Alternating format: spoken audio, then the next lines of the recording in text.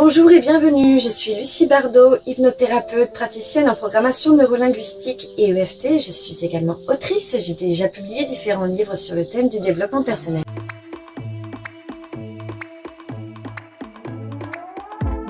Alors, la technique, l'EFT, le tapping, c'est la même chose, hein. C'est une technique qui consiste à débloquer en fait tout ce qu'on a, qui est toujours resté bloqué à l'intérieur de nous, ou à se débarrasser donc des pensées toxiques, de la tristesse, de la colère, de la frustration.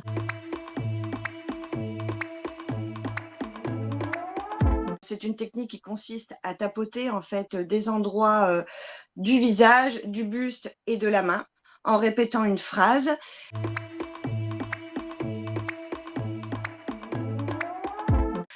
Cette recette basique vous permet, une fois que vous l'avez appris, en fait, d'être totalement autonome de votre bien-être. Donc, c'est ce qui me plaît beaucoup de cette technique, il y a beaucoup de techniques au niveau thérapeutique, il y a beaucoup de choses qui existent, puisqu'il en faut pour tout le monde. En fait, on est tous sensibles à des choses différentes. Mais cette technique permet de rendre autonome et c'est pour ça que j'ai vraiment envie d'en parler, que j'ai vraiment envie de la promouvoir, puisqu'elle est facile à mettre en pratique. Une fois qu'on connaît les points à tapoter, en 3 minutes, c'est réglé, et tout seul, en fait. Donc, c'est vraiment une autonomie totale de notre propre bien-être. C'est pour ça que vraiment, cette technique, c'est ma favorite, hein, puisque je suis hypnothérapeute, praticienne en programmation neurolinguistique également. Ce sont des techniques qui sont très, très bien, qui fonctionnent très bien aussi, mais qui obligent d'avoir un accompagnement toujours, en fait. Alors que l'EFT permet de rendre autonome. Et c'est pour ça que j'incite à former les personnes ou qu'elles se forment elles-mêmes, en fait, pour qu'elles puissent elles-mêmes obtenir donc un mieux-être. Personnellement, ça ne m'est jamais arrivé de devoir recommencer. Et il arrive parfois qu'on soit obligé de recommencer quelques semaines plus tard, mais c'est seulement dans le cas, en fait, où on n'a pas bien ciblé la problématique. Quand la problématique, elle a été bien ciblée, en une fois, c'est réglé.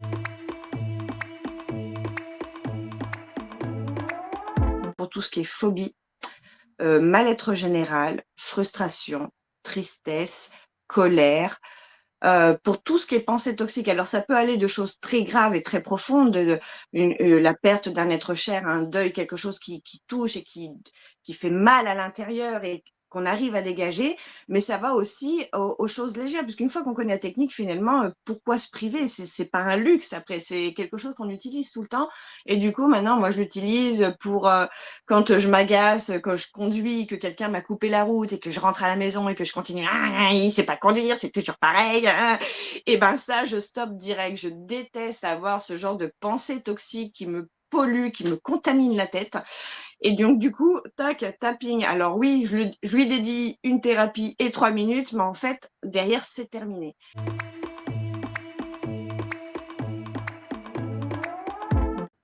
Oui, parce qu'en fait, il faut 30 minutes pour le temps d'établir, en fait, de bien comprendre la problématique. Parfois, en fait, on va être obligé de le faire, par exemple, s'il y a une problématique, mais qu'on n'est pas sûr d'avoir centré. Alors, je sais pas, pour donner un exemple, par exemple, la perte d'un être cher. Voilà. On va aller sur cet exemple-là. Au début, il y a la tristesse. Alors, on ne sait pas trop comment gérer et la tristesse. Et des fois, il y a de la colère aussi qui est derrière. Une maladie qui a emporté quelqu'un, il y a de la colère. Des fois, il y a plusieurs sentiments. Et si on n'arrive pas, si on n'est pas sûr d'avoir ciblé, et pour pouvoir en fait ratifier gros, parfois on peut être amené à le faire 3 fois de suite avec des phrases différentes. C'est pas systématique. Parfois on le fait une fois et c'est bon. Mais si quand on sent qu'il n'y a pas vraiment un soulagement, ben on va dire bah tiens on va aborder tel aspect et du coup on recommence avec une autre phrase. Et donc il y a le fait qu'il faut déjà d'une établir en fait les phrases et la problématique, mais aussi les points, les connaître la première fois que la personne va le faire, en fait.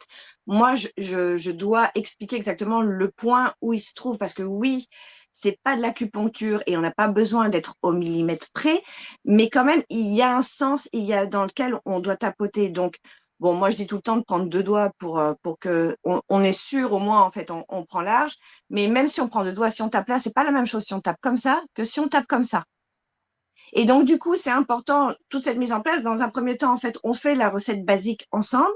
On vérifie que la personne a bien compris comment tapoter les points pour qu'après, quand on fait la vraie séance, en fait, on la fait un peu plus relaxée, moins non, non, c'est comme ci, c'est comme ça. On va un peu plus, enfin, la personne peut se concentrer sur sa problématique et du coup faire la recette basique tranquillement.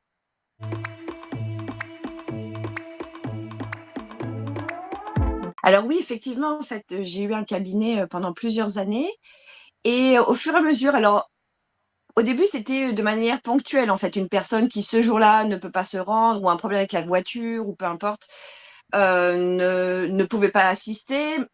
On m'a demandé ponctuellement de faire des séances en fait à distance.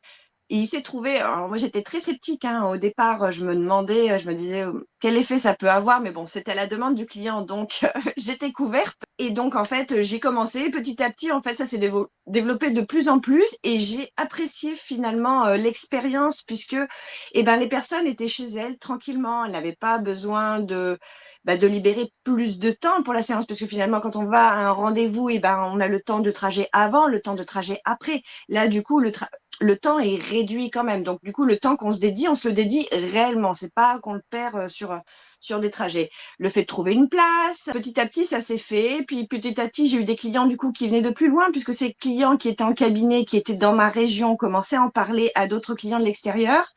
Et du coup, bah, j'ai eu des clients un peu de toute la France qui ont commencé à me contacter pour ces rendez-vous. Et depuis, en fait, j'ai décidé de faire les consultations seulement en ligne, étant donné que l'effet thérapeutique était le même et que c'était plus simple pour tout le monde.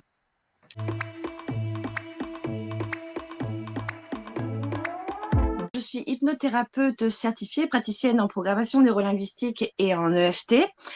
J'ai eu un cabinet pendant 3-4 ans. Donc après mon cabinet, je suis passée en prestation directement, en fait, en thérapie directement en ligne. Donc voilà, ça fait bien plus de 10 ans que je pratique maintenant toutes ces thérapies. Le tapping, je l'ai découvert, oui, effectivement, en 2011. Donc ça fait plus de 10 ans. Ça fait plus de 10 ans, oui, que je pratique le tapping.